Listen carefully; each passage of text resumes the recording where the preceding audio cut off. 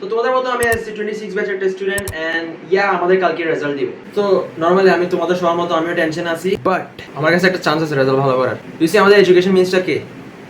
তো ভাই ইতেরে যদি আঁকতে পারি আমি ড্রয়িং করার জন্য আমার কাছে অনেক সেরা সেরা প্রিমিয়াম কোয়ালিটির পেপারস আছে, তোমাদের দেখাই। চলো একটু ফ্লেক্স করে ফেলি। Brustro artist sketching paper 110 GSM 40 sheets made in Italy, elemental chlorine free granted acid free medium natural ingredients. তো এই পেপারগুলোর মধ্যে আঁকবো, ঠিক আছে, বাট শুধু শুধু ওনাকে এখানের মধ্যে আঁকে কাগজগুলো নষ্ট করে লাভ আছে? তো ওনার ইউজলেস ডিসিশনের মতো আমরা ওনাকে আঁকবো এসএসসির one of the most useless বুকে।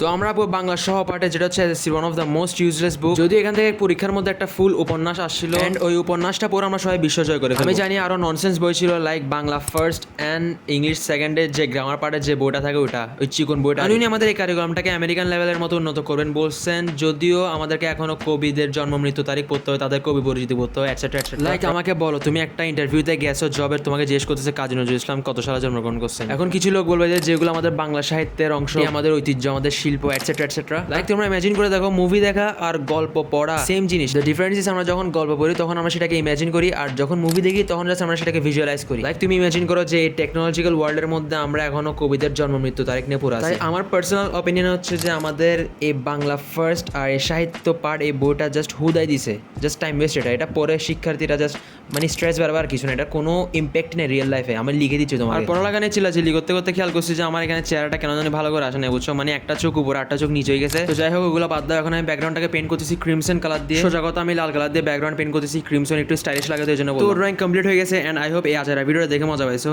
এন্ড আশা করি সবার রেজাল্ট ভালো হবে। এন্ড মিলন যদি এটা দেখে তাহলে আই হোপ আমার একটু অ্যাডভান্টেজ আছে। হ্যাঁ, তো দেখা হচ্ছে নেক্সট রিলে। তো bye bye, see you, tata, thank you.